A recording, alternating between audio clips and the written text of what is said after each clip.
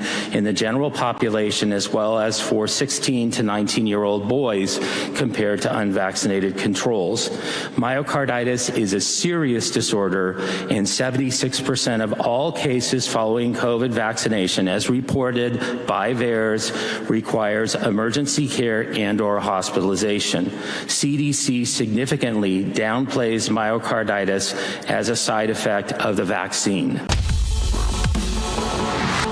This is the primal scream of a dying regime. Pray for our enemies, because we're going medieval on these people. You're just not got a free shot on all these networks lying about the people. The people have had a belly full of it. I know you don't like hearing that. I know you try to do everything in the world to stop that, but you're not going to stop it. It's going to happen. And where do people like that go to share the big lie? MAGA media. I wish in my soul, I wish that any of these people had a conscience. Ask yourself, what is my task and what is my purpose? If that answer is to save my country, this country will be saved. War Room. Here's your host, Stephen K. Bannon. It's Monday, 26 February in the year of our Lord 2024. Thank you for joining our late afternoon, early evening edition of the War Room. A historic event over Capitol Hill Day. Senator Ron Johnson, Wisconsin, had a, 4-hour plus hearing with a who's who of folks that have led our country through this horrible, horrible pandemic and actually spoke truth to power. Very honest, so we're going to have three of the best. Dr. Ryan Cole's going to join us. We've got the great Ed Dowd is going to join us. We're going to start with one of the best, Dr. Brian Hooker. Now, Dr. Hooker, you're author of the book Vax on Vax. We're going to talk about your testimony today. On the cover, you've got Robert F. Kennedy Jr., you've got forward by Dale Bigtree, you've got Children's Health Defense. It's clearly with Tony Lyons, the team at Skyhorse Press. I look inside. We've got Dr. Peter Corey, Dr. Peter McCullough. We've got Naomi Wolf, Dr. Judy Mitzkovitz, and on the back, a whole slew of a who's who, Dr. Paul Thomas, all of it. This is like the starting team of what MSNBC would be the Wingnuts, right? This is the Wingnuts. So tell me why it's not your book, but it's the research in your book. What did you present today to the American people, and why is it something that's had such a tough time getting traction? I mean, you've got some heroes like the senator from Wisconsin. You've got MTG. You've got a few others, but overall, there's been a big pushback on Capitol Hill and the mainstream media. Tell us what you testified to today, and why is there pushback? Well, I talked about vaccine injury. I am the father of a 26-year-old vaccine-injured young man, and I've been studying vaccine adverse events and vaccine injury for the past 23 years.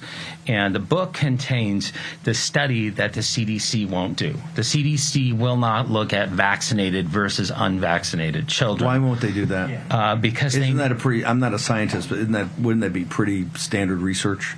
Absolutely. They can, but they won't, because I think that in their heart of hearts, they know what the outcome would be.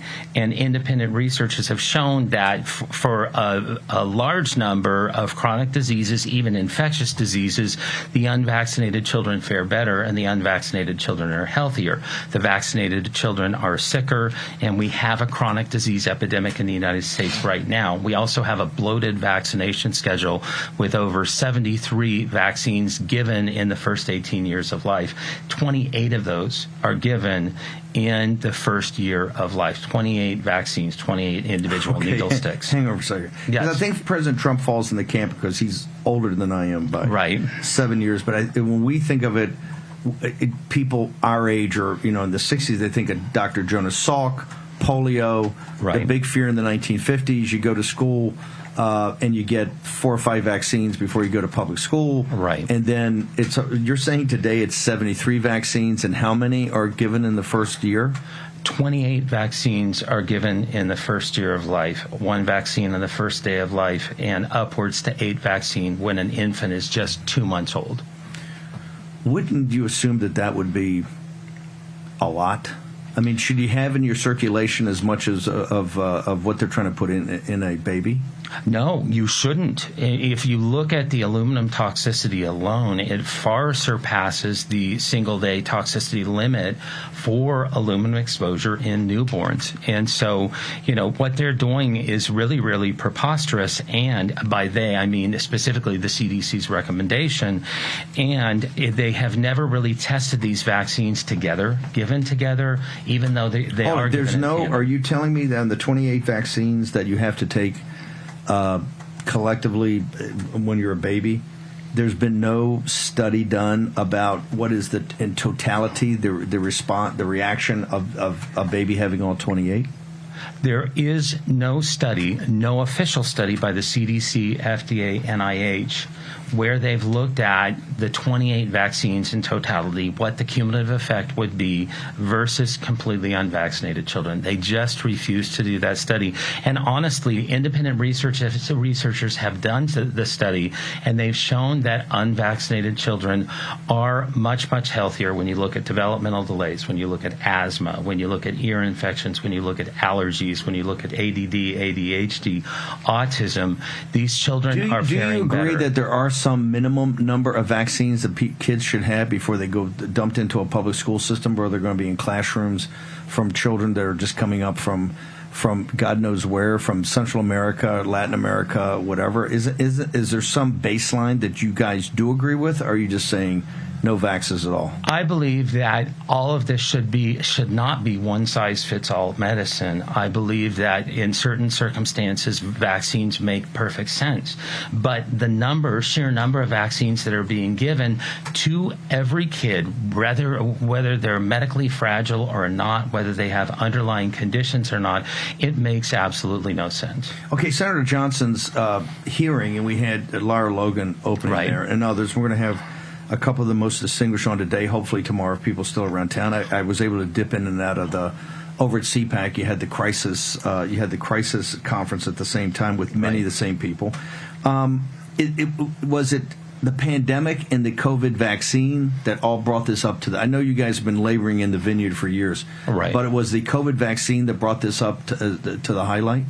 It really did.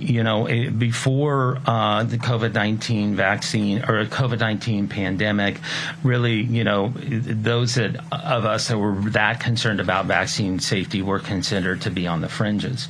But more and more people started to question the government's motives, the foisting of a completely new genetic technology on the population, under-tested, untested, and so many, many more people are opting out of vaccination, even vaccination in general, and many, many more people besides that are questioning, the whole vaccine construct. The Fauci, and obviously how he misrepresented himself, and of course the work of Bobby Kennedy and Dale Bigtree and others. Dale Bigtree going to court many times and winning suits to get information out there. Naomi Wolf and the War Room team that worked with her on both Pfizer and Moderna. Right. Do you feel that you're not on the fringes anymore? Your methodology and what you've been saying really hasn't changed. Is Correct. it because the public now sees this whole kind of public health scam for what it is? I believe that people are really starting to wake up, and if you look at the compliance on the latest boosters, it's down below 10%. So I think that more and more people are asking these questions. More individuals that sort of, if I could say, woke up during the COVID-19 pandemic are looking at the rest of the vaccination schedule, saying, "Hey, there's a lot of vaccines here," and they're starting to ask really tough questions, which is what we want to do. Exactly. What was the point, if you could say it in a minute, what was the point, the central thesis, your theory of the case that you presented today to Senator Johnson's hearing? That the CDC, FDA, and NIH are derelict in their duty. They have fallen down on their duty in order to protect children and adults against vaccine injury, in order to report to Congress the state of vaccine safety science and their responsibility to the American public and to public health in order to protect the American public. And you believe you can show that empirically? I do believe, and that's one of the reasons why Mr. Kennedy and I wrote the book, is we wanted to do these comparisons and really emphasize these are studies that the government refused to do. I didn't highlight that enough. Just not endorse. Yeah. You actually wrote this. This was after the case against Anthony Fauci. That's correct. Which It was came out $1.5 after, million. right. I think the Worm sold 750,000. I mean, people Right, love it. right. And it was about as accessible as a phone. I mean, it was like the phone book, right? Right, It was right. not exactly. It was only scintillating when you got into it. What do you hope next steps? We've got about a minute. Next steps with Senator Johnson, from your perspective, what do you want to see? I want to see us move from briefings to hearings, and I also want to see legislation for all of the books to be open. The CDC has what's called the Vaccine Safety Data Link. It's closed to independent researchers. All of that needs to be opened up. All the coffers, all the redacted emails from Tony Fauci and Francis Collins, everything needs to be the light of day. Does Francis Collins know something was up? Is that why he retired? He was the most powerful guy here in D.C. When we did the transition, people told us you can't touch him. He's bulletproof. He retired before because he didn't want to face the music here. Is that what he left? I think that was a big reason why Francis Collins retired. Do we have, in the CDC, FDA, and others, do you believe we've had regulatory capture by the biopharmaceutical industrial Absolutely. complex? You look at the FDA, 50% of their revenues come from big pharma through what's called the Fast Track program.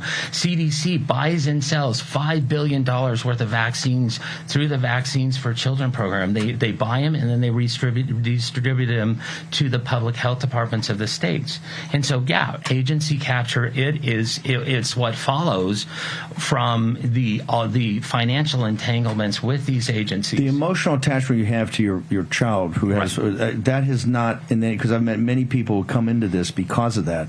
The vaccine injury, that has not clouded your judgment as far as your studies, your emotional? No, it is not. We let the science and the statistics speak for themselves. Okay. Absolutely. The receipts.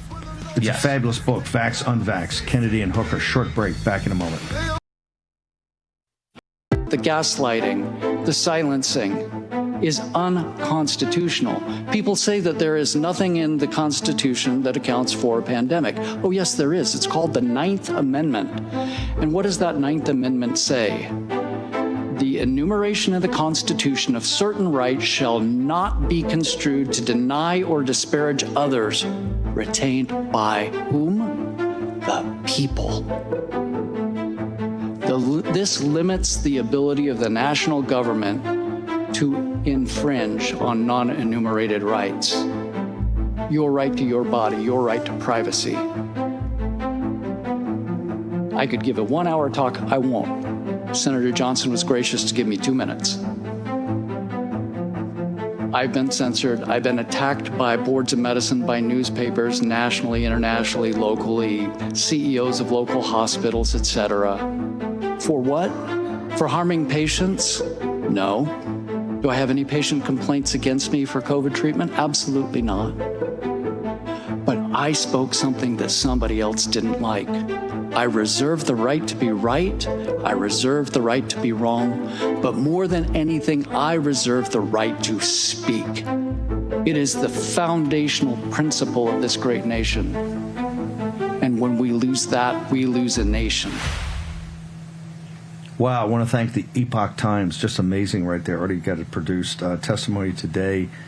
I guess at another listening session, getting ready for a hearing, Dr. Ryan Cole, the Dr. Ryan Cole, joins Ed Dowd on deck. You said you thanked, you've been one of the biggest proponents in this movement, one of the people from the very beginning and risked everything. You did say, hey, look, I can give an hour lecture on this, but because of the number of people we have, I got 2 minutes. In that 2 minutes, tell our audience, what is your main point? What are you trying to get across here? Well, the science was shared, and I think so many people over the years have tuned in to many of us that have been sharing the facts about what's been going on. And thankfully, millions upon millions, if not billions, have woken up now.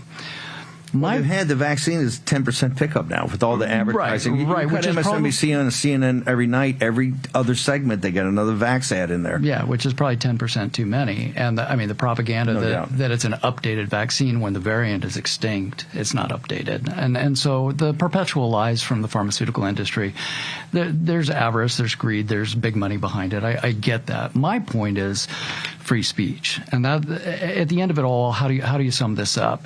Obviously, the censorship so many of us have experienced has been overwhelming.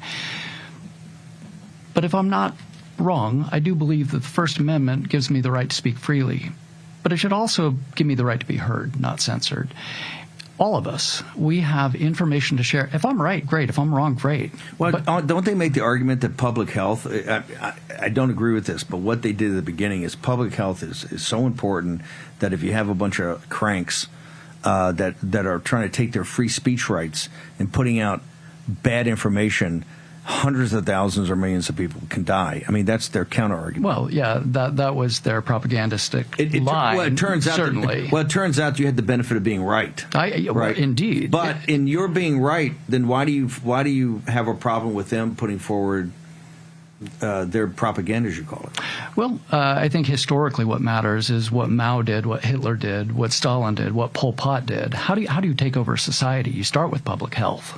So this is bigger than just ineffective like mRNA. With the hygiene, you do exactly. And it's not about an mRNA vaccine and a lipid nanoparticle, which you shouldn't get in your body, certainly. But this is a bigger issue about freedom and the freedom to have the conversation and to respectfully disagree with each other. And if public health is putting out information and we're putting out counter information, the cream will always rise to the top when you actually have a conversation. So if I'm right, I'm right. If I'm wrong, I'm wrong. But don't suppress my opportunity to speak. That is my First Amendment right.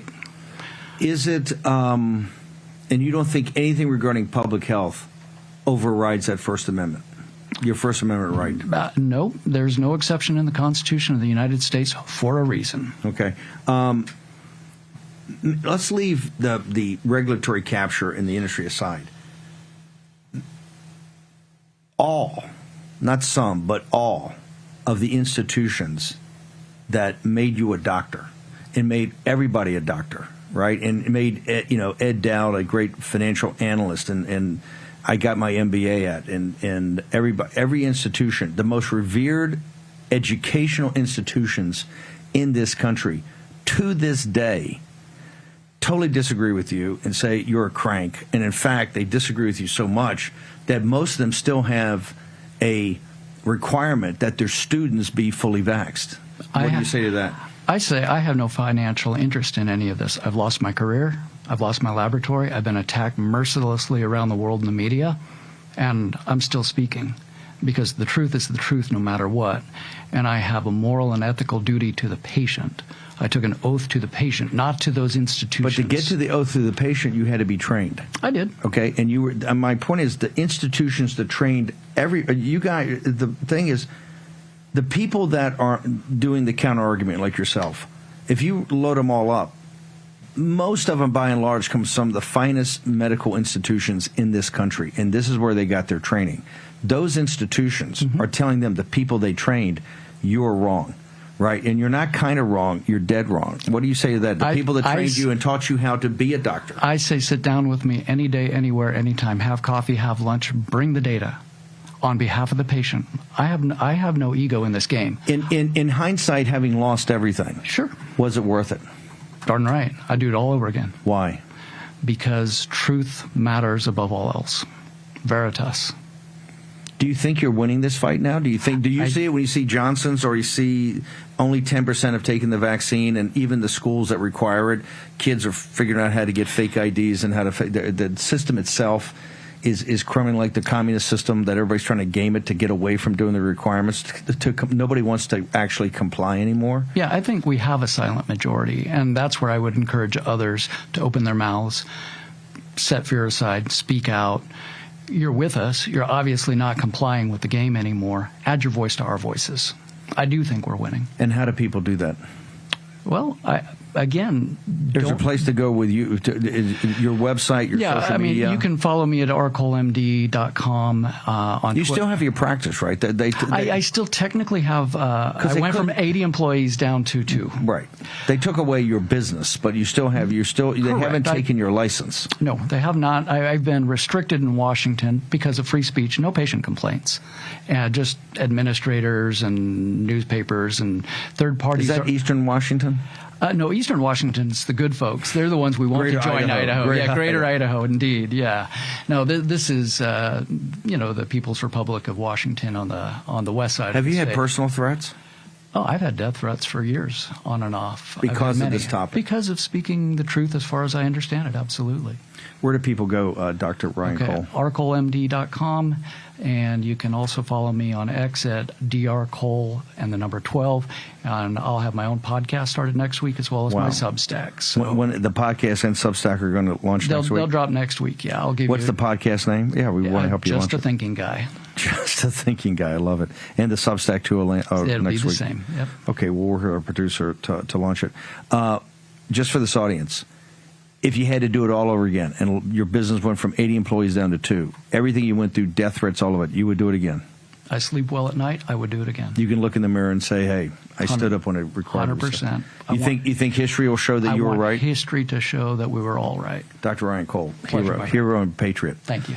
Okay, we're going to shift to Dr. Cole out. We're going to get Ed out here in a second. A lot going on today. This is pretty historic today, and here's what I found most interesting is that most of these folks, they had a conference over at CPAC on Friday and again on Sunday. Most of them came to testify today to a person.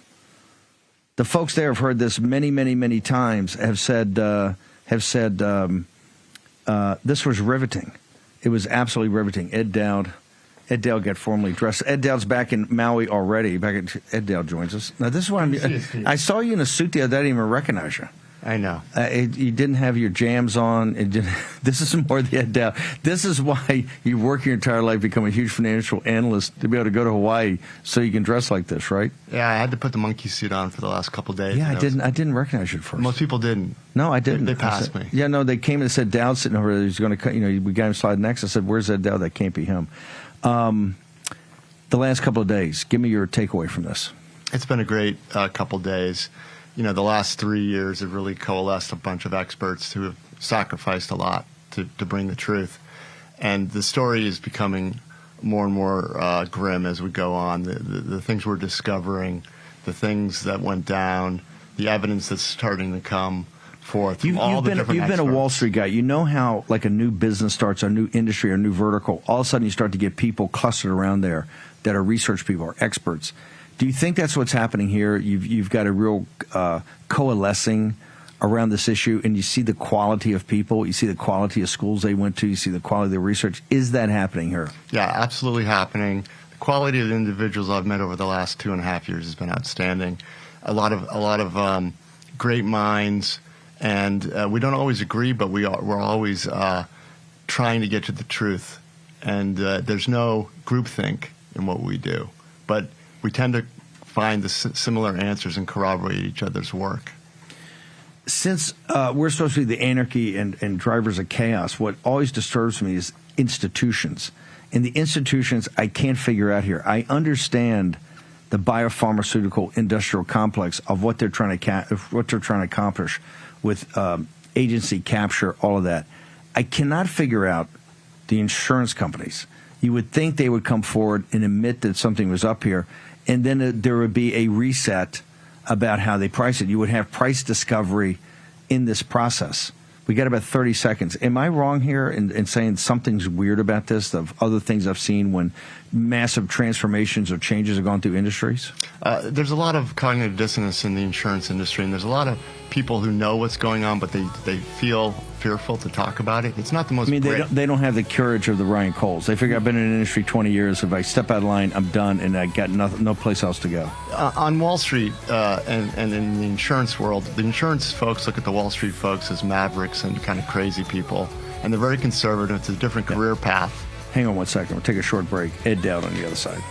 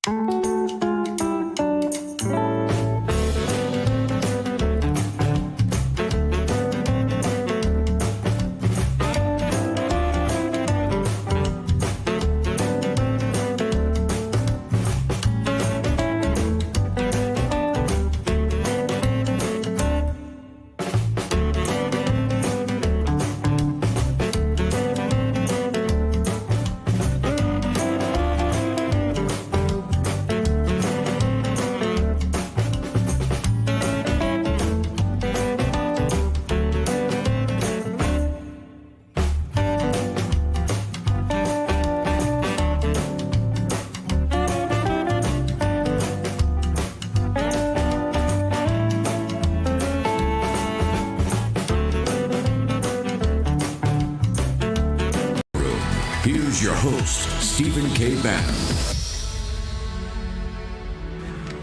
Your testimony today in front of Senator Johnson was what? I did the pandemic scorecard. When you implement a policy... The infamous pandemic scorecard. The infamous pandemic scorecard. Obviously, if you're implementing a health measure, there should be some sort of accounting of it and how it worked. And if it was fantastic, we would be hearing all sorts of great news about all the how excess deaths came down after 2020, how the vaccine worked and saved so many lives. The unfortunate truth is that excess deaths accumulated since 2021. So there are about 500,000 folks who perished in 2020, mostly old. And then since 21, 22, and 23, we've had 1.1 million Americans excessively die. And the biggest tell for me of the nefarious nature of what happened was from going about half a million died each year, 2020, 21, excessively. In 2020, it's mostly old. Then there was a mix shift to young in 2021. And the mix shift was this: 124,000 15 through 64-year-olds died in 2020. That rose to 215,000 in 2021. And the mix shift, the one demographic that you shouldn't have, unless you had a war or something like that, right? You know, the virus, we were told, only affected mostly old with comorbidities. Yep. And the mix shift was this: it went from 24% in 2020 of that age group up to 43% in 2021. Okay, your numbers are pretty bulletproof. At least they look like it when I've gone through this. However, if that's the world's an efficient market. So if your data was right, you know, particularly the ecosystem we call the capital markets, and particularly the equity capital markets, you would believe that there would be a swarm of people out there looking to short certain companies because this bad news would be eventually flow through their income statement, right? Particularly the insurance companies, maybe biopharmaceutical and lawsuits, but Moderna and Pfizer, which the Pfizer stock's way down. I think their revenues are back to 2016 levels. But why have the insurance companies, why have the shorts not gotten in the insurance company? Why are people not taking your data and weaponized it financially like people do in these and that's what makes markets efficient? Well, it's a relative game in the markets, and insurance stocks haven't done all that well, but they're not tremendously down from their highs, although Lincoln Financial had some problems. I think what's going on is the group life policies is where it showed up first, and that's short-term duration contracts. They already raised their prices. The big hits are going to come in whole life policies, which are underwritten. Those are the ticket items that are 1 to 5, 10, 20 million individual policies. And that is a Byzantine insurance accounting scheme where once maybe every couple of years they meet to revisit their long-term mortality assumptions. My insider in the industry tells me that they're going to start to revisit their mortality assumptions this year and next year. So we should see some big reserves and losses being taken sometime this year. So next. That is the tell. When we see the reserves, and you think this will happen sometime this year or next, it's coming. But they can't. Eventually, they're going to the excess mortality, I'm being told, is continuing in the insurance industry, and they're having questions about it. And they don't. Well, at the board level meetings, there's still this: we don't know why. Right. Where do people go to get your information? Particularly, you're not particularly enthusiastic as you see the convergence of forces in the capital markets. You think this fall could be a September, October surprise. Absolutely. For the country as a whole, not just the presidential race, but the country as a whole. Yeah, there's been a huge disconnect between the economic reality on the ground, the anecdotes, and the data we're seeing. The data at this point is laughable.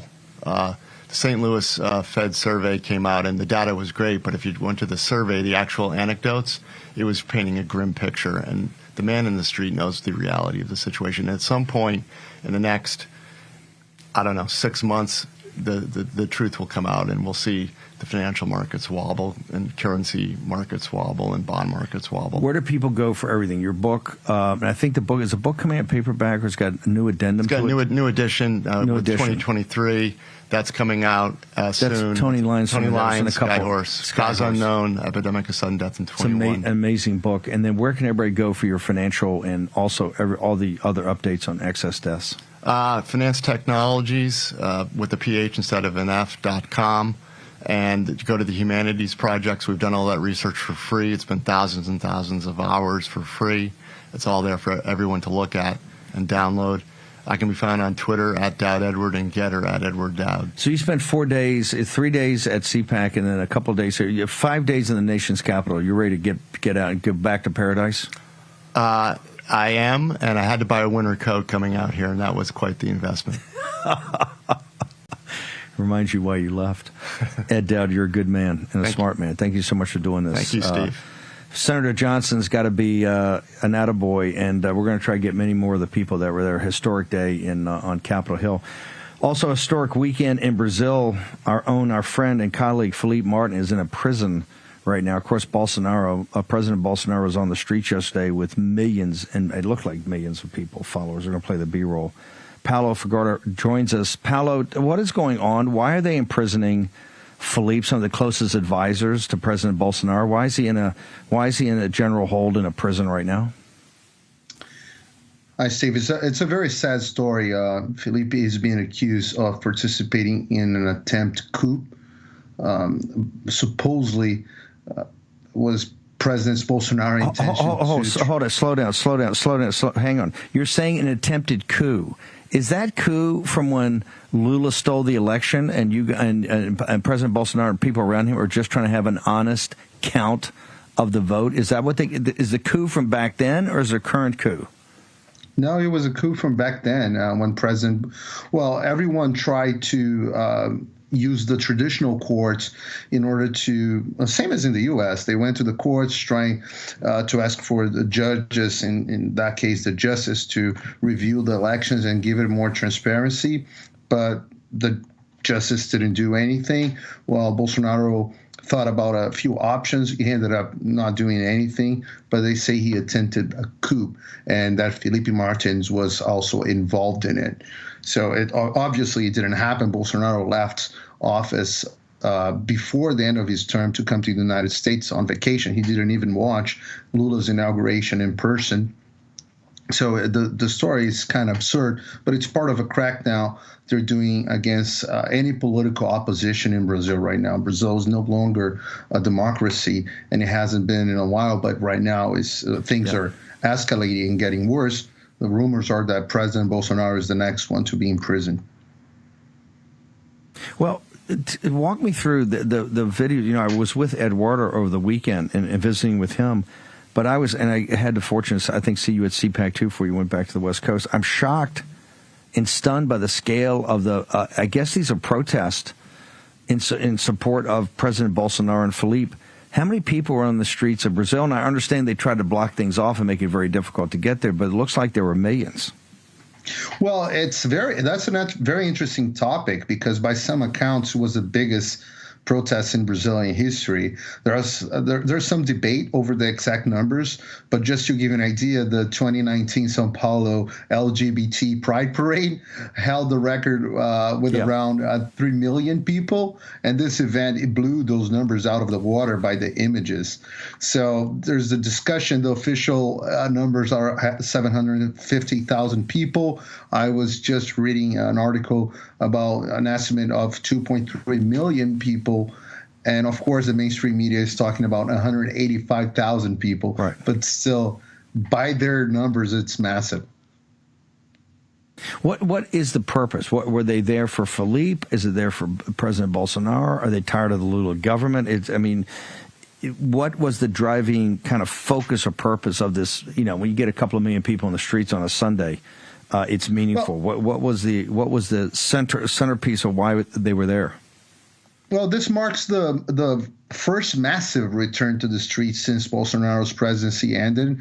Up until 2022, when Bolsonaro was president, it was pretty common to see patriotic Brazilians rallying. But things really shifted after January 8th. As you know, that day a group stormed public buildings in the scene eerily similar of the January 6th incident in the United States, with all the weird stuff happening as well. There have been other protests in the meantime, but this one was the first one officially backed by former President Bolsonaro himself. And we're talking about as well over 100 Congress members, numerous senators, governors from the 3 biggest states in Brazil, and other high-profile pictures. The main focus, of course, is the escalating dictatorship in Brazil the crackdown of political opponents, especially targeting President Bolsonaro and his allies, including Felipe. And is Felipe, can you give us the current status? And because the general holding cell looked quite dangerous. What's his current status? Well, what you're seeing on screen is definitely his current status. He's in prison.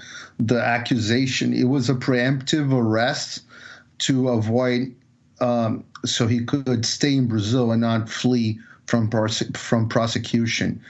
The funny thing is that the Supreme Court says that he actually left Brazil to come to the United States, and his defense claims he never did it. And so right now we're actually trying to work on a FOIA to prove that he didn't leave Brazil at any time. He's been in Brazil since last year. He didn't come to the United States with President Bolsonaro. Well, he was definitely in Brazil at the time he was arrested, but they say it was a preemptive arrest. The idea behind a preemptive arrest is very simple. So they put you in jail. They keep you there for an excuse. They find an excuse to put in jail, not a real legal reasoning behind it, but they just throw you in prison, and they hope you plea a deal.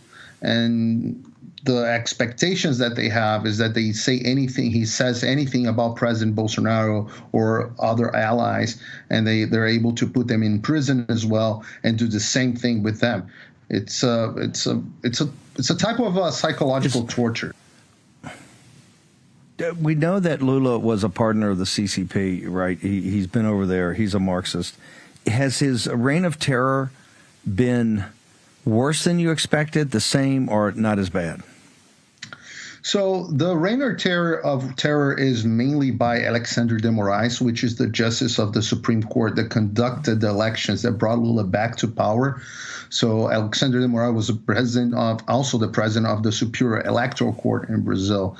And the way he handled the elections here, it's really something. Censorship, very unfair punishments to Bolsonaro, search warrants on Bolsonaro supporters' house and stuff like that.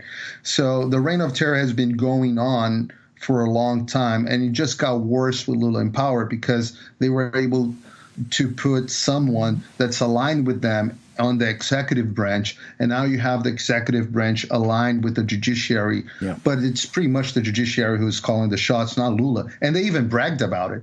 They say they put Lula back in power. They bragged about it when Lula tried to pass. When Lula supporters voted in favor of a bill that was against the interests of the Supreme Court justices, they reminded him, "We put you in power." And this is what they're accusing Felipe of doing a coup about, which is absolutely absurd. Paulo, how do people follow you? If they want to find out what's going on in Brazil, they've got to read you and follow you. Social media, website, all of it. Well, they can find me on my Twitter, unless you're in Brazil. If you're in Brazil, my Twitter is blocked. But if you're outside of Brazil, you can access at Rio P. Figueiredo, which is my last name, at Rio P. Figueiredo, just as shown on screen. And I try to publish everything that's going on in Brazil, and the mainstream media doesn't report. No, you're a hero, and these patriots, and Felipe is a great man. I've had a real honor of working with him. He's just fantastic. Look forward to having you back on, sir. Keep fighting. The Bolsonaro movement in Brazil, they're not going to back down. They're not going to give up. They're not going to quit.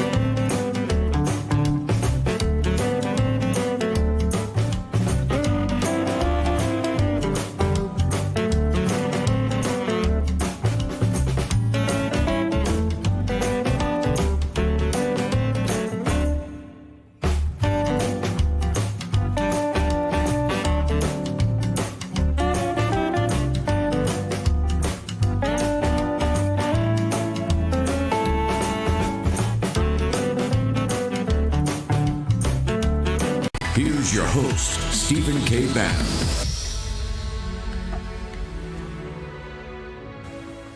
Huge fight coming up over the next couple of days. Want everybody to check in with Grace Chung on Bill Blaster, because folks are coming back tonight and tomorrow. I think Wednesday, Thursday are going to be in full fight, and then, of course, midnight on Friday is going to be the shutdown, or either be another continuing resolution or 1 year CR or omnibus or a minibus or a maxi bus. It's all up in the air right now. What we know we cannot do is fold on the border. If you do not shut the border down, and I mean shut it down, he's got all the executive power, he's even hinted at that, then you have to shut down the government. Plus, they're up there working nonstop on how to get a discharge petition. We'll give you more details on that tomorrow. It's quite difficult to do that. This is actually getting something to the floor around the Speaker of the House, which is virtually impossible. It's going to require a big lift from the Republicans, and we'll be calling these names out of people who are actually working the Democrats right now to get money to the Ukrainian oligarchs. Zelensky came out on CNN and went never Trump. He said Trump's, not listening. Trump, this is Trump who's been president of the United States and gave us 3 years of peace and prosperity before hit with a bioweapon, right? With a bioweapon by the CCP was trying to take him out. And this punk, and he is a punk, and everybody on the conservative side that said, oh, he's Winston Churchill. No, you were just dead wrong once again. Bad call. This guy's a punk, and he's in high punk factor now. Now it's our fault. Here's the thing. It's just money. It's fungible. Have Europe write the check. If you need this money, it's absolutely critical, or the Russians going to win and Ukraine's going to, then hey, it's the Europeans' fight. England, France, Germany, Norway, Sweden, all of them are putting Sweden in NATO Day. All of you, get your checkbook out and write it, and not the phony $50 billion euro, which only 12 and 12 1 year, 12 the next, and then an option. Guess what? They're not going to call the option. They're not going to use the option. Write it. If $60 billion is what you need, and that's going to get victory, then write the $60 billion, and then it's over. And maybe you can supply some of the 500,000 kids. Big talk today. NATO countries. Some of the NATO countries talking about maybe sending troops. Send them. Go for it. Go for it. Defend yourselves. Do it. We've stopped being the nanny here. This thing's going to get quite turbulent. This week's going to be quite intense. So rest up. You had a great CPAC. Yesterday's a day of rest. Today, kind of coming into this thing as we're coming into it, but it's going to heat up big league. Make sure you go to Birch Gold. Now's the time to talk to Philip Patrick and the team. Go to birchgold.com/Bannon. Get Philip Patrick and the team on the phone and have them walk you through precious metals, particularly the converging forces that the central banks throughout the world also see in the de-dollarization movement as they buy gold at record rates in, wait for it, 22, 23, and now starting off in 24. Make sure you understand that. Also, the guys at Jace Medical. Do not let the Chinese Communist Party, that's in back of a lot of this, steal the high ground from you. Okay? They control 100% of artificial API, right? Active pharmaceutical ingredients, 100%. Generic drugs can be made without them. Make sure you go to Jace Medical. Dr. Sean and the team that took the book of Rosemary Gibson made a business out of it. On supply chains, jacemedical.com. Immerse yourself. David Flynn joins us. David, thank you so much for joining us. Talk to us. You watched on live stream all day today. Give me your takeaway from Senator Johnson's the pre-hearing. Yeah, thanks, Steve. Thanks. Yeah, it was, our history with my son and the journey we've had with his vaccine injuries. So it was hard to watch this morning. It was hard to watch. I had my wife there in tears. I got to say those kudos to the senator and everyone who helped put it together. What they really talked about is just that this topic is a train wreck. This is easily the worst health disaster in human history. And the deeper we go and the more comes out, it just keeps getting worse and worse. They covered a lot of topics. I was actually amazed at the width and the breadth of the topics they covered. They did a great job.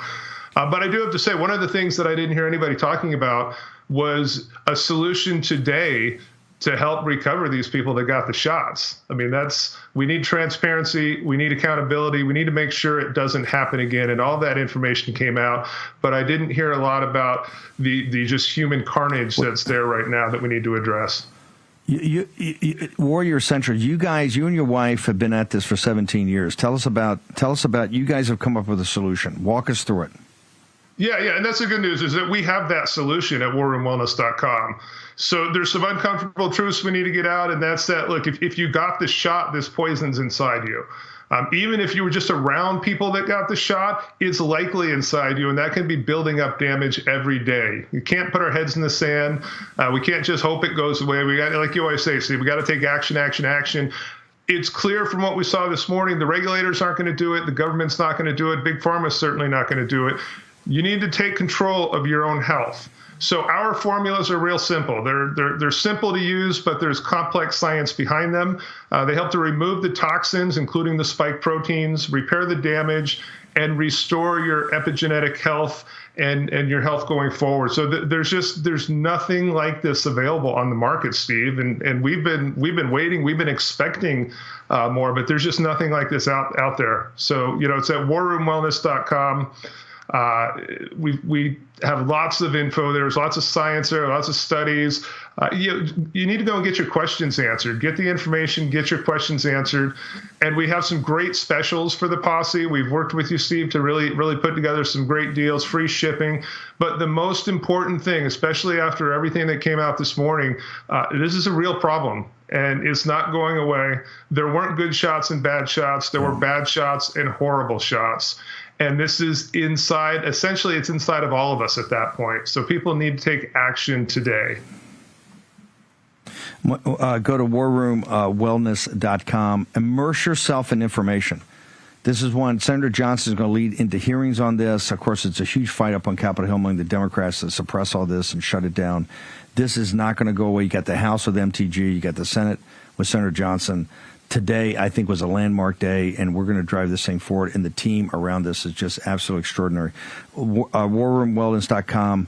David Flynn and his wife, they've been working on this because of the vaccine injury to their son for 17 years. Quite extraordinary. David, thank you. It was great to see you at CPAC over the weekend, brother. Thank you, Steve. Okay. Game on, fight on. This is going to be quite intense. The rest of this week, we need everybody to, make sure today was your day to kind of catch up. It is going to be quite intense. Midnight on Friday, you don't shut the border, shut the government. And, of course, there's going to be a Donnybrook in the House and the Senate. Short commercial break. President Trump's speech.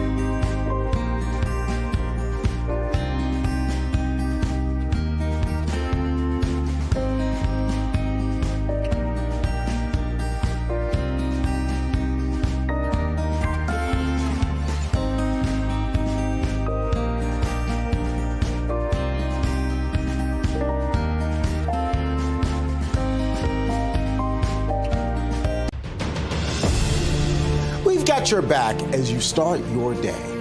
America's small towns with big convictions. Real America isn't Wall Street greed and DC lies. America ain't big cities and big tech. It's the construction worker focused on building a better tomorrow. And it's the farmer who works all year to provide for a nation. It's the teacher that leaves politics and policy out of the classroom. It's the soldier ready to lay. Deep state all out to get not just Trump, but really we the American people. They're berserk trying to disarm Americans.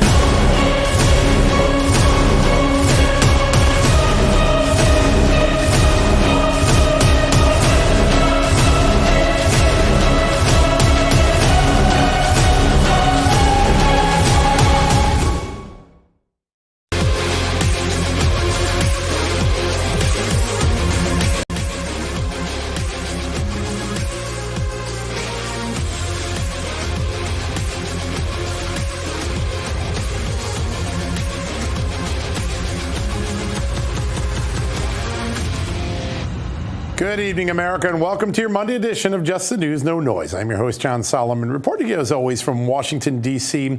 The news cycle was dominated this weekend by another gut-wrenching tragedy, compliments of President Joe Biden's border policies.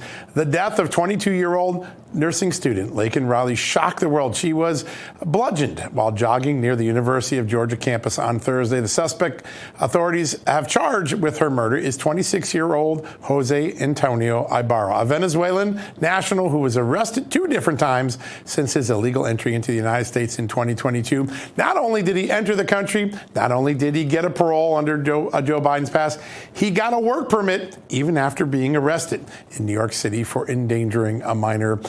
Questions abound. How many more Laken Rileys must we suffer before something happens at the border? That is a big question. Meanwhile, both our presidents, the former and current president, are going to the border on Thursday, a sign that immigration has become the central issue in the presidential campaign as it heats up. A little later in the show, we'll have the Heritage Foundation's director of the Border Protection and Immigration Policy Center, Laura Rees, to join us to talk about all that's going on in that realm. You know what also happened over the weekend? Former South Carolina Governor Nikki Haley lost to former President Donald Trump by more than 20 points in her own home state. That was quite an embarrassment for her. While Haley continues her long shot bid to become the Republican presidential nominee, the two will face off again in Michigan tomorrow. She has lost some major funding, including from the co-connected Americans for Prosperity Fund. Now, I'd be remiss if I didn't bring in my amazing co-host, Amanda Head. She's going to give us an update. She is down in Arizona at a Turning Point USA event there. Amanda, big event there. Tell us about that and also your thoughts on the weekend's election. Well, I'll get to the election in a moment, but yes, I mean, you can tell from the noise, it's buzzing here. This is an amazing conference that is put on in conjunction with both Turning Point USA and Dream City Church here in Phoenix, Arizona. And they have a lot of pastors who are coming, some praise and worship leaders, people who are really strong in the faith movement and how that ties in with conservative politics. And, you know, it's called the Strong Church Conference. And I think they called it that because especially during COVID, John, we saw a lot of churches, unfortunately, not be as strong as they could be. Many of them cowered to the mandates and shut down their churches. And there really kind of seemed to be a separation of the wheat from the chaff that was brought on by COVID. So this is just a wonderful amalgamation of pastors from all over the country. And I'm going to be sitting down with many of them. I'm so excited about that. Yes, John, the election out of South Carolina this weekend. Boy, oh boy, Nikki Haley sticking to her guns, saying that she is a woman of her word and she's staying in the race. But the loss of the funding from Americans for Prosperity, that is a huge tank to her campaign. But I have a feeling that she's going to backfill it with some organizations that aren't necessarily Republican aligned. What do you think? Well, there is a lot of questions about what her end game is, and I don't think we really know yet, but we've got a perfect first guest to address that in a few seconds. Bill O'Reilly, one of the greatest authors, journalists I know in the country. He's going to join us in just a second. I just want to get to one other thing. Listen, as we address this border, it just becomes clearer and more clear that immigration has become the #1 issue in the presidential campaign, even bigger than the sluggish economy. 53% of respondents in a Monmouth poll supported building a border wall along the Mexican frontier. Just think about that. Joe Biden said no wall ever. That's how he got into office. Now Americans have flipped on that. And in every primary state thus far, none of those states, by the way, near the southern border, every one of those 4 states, the voters identified immigration as the #1 issue. It is going to become the issue of the next 8 months.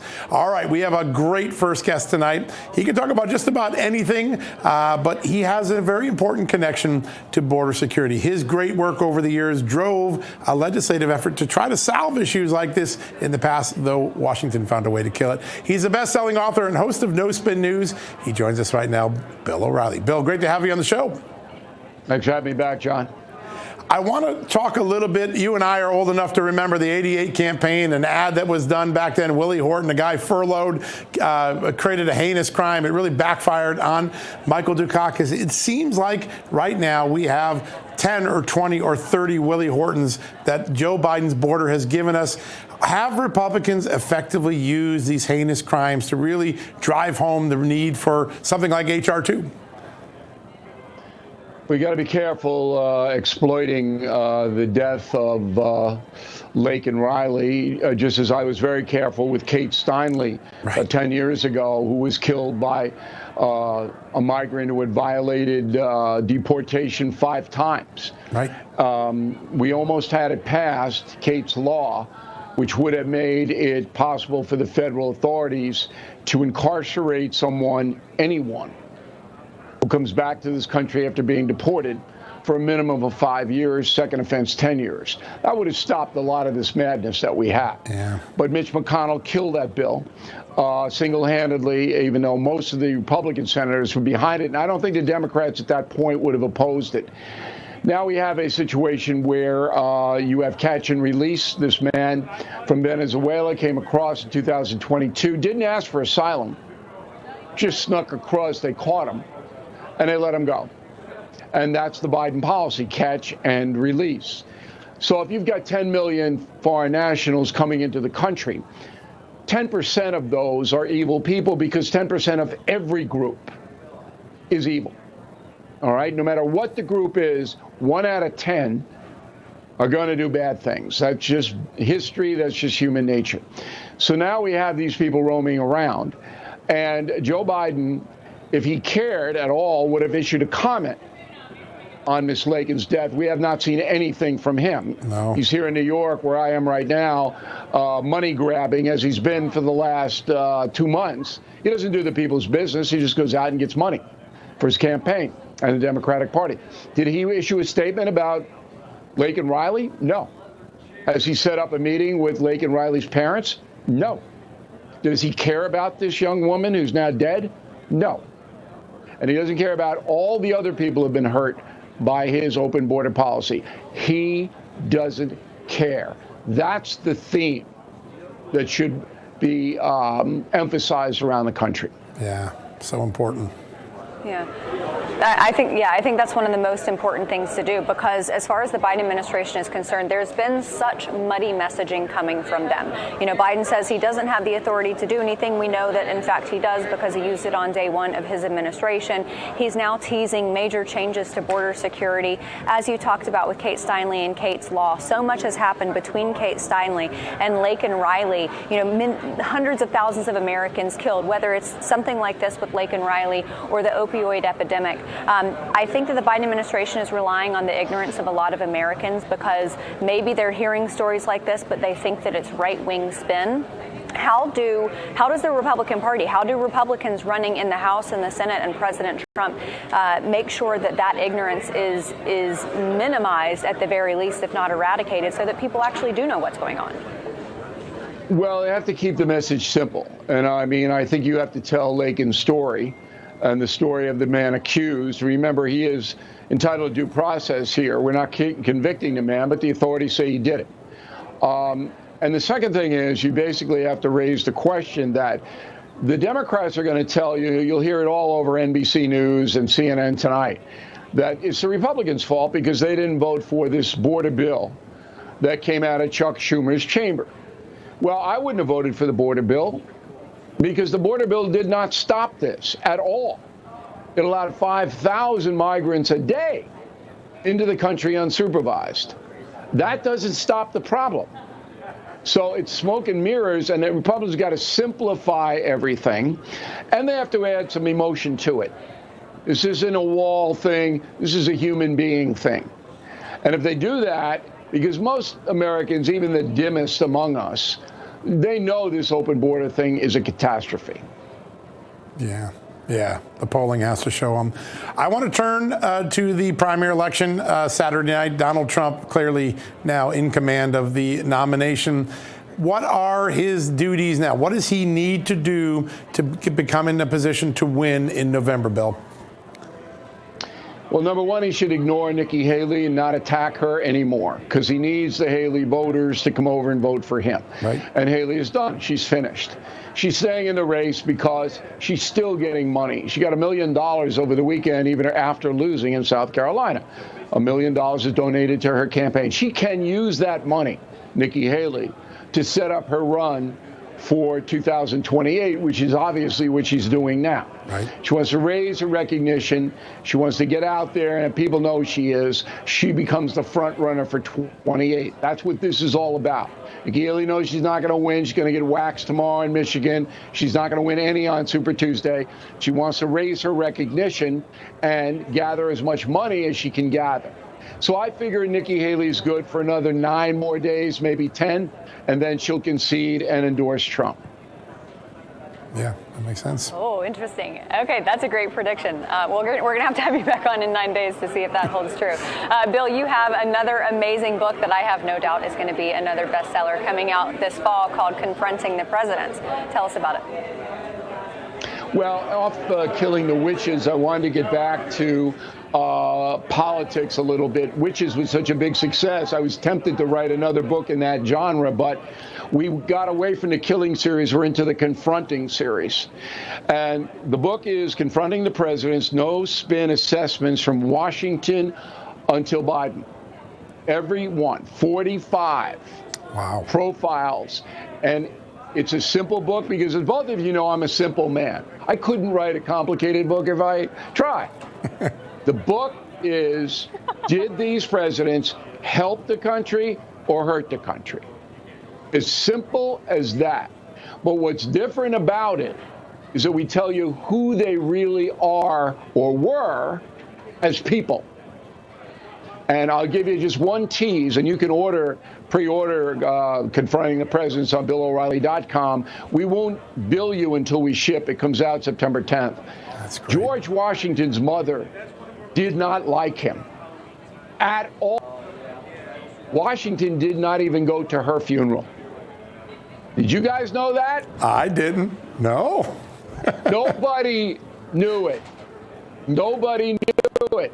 We dug out all of this primary source material that nobody's ever heard of. Yeah. It's so fascinating. I learned more myself researching and writing this book along with Martin Dugard than I knew about presidents in my whole lifetime.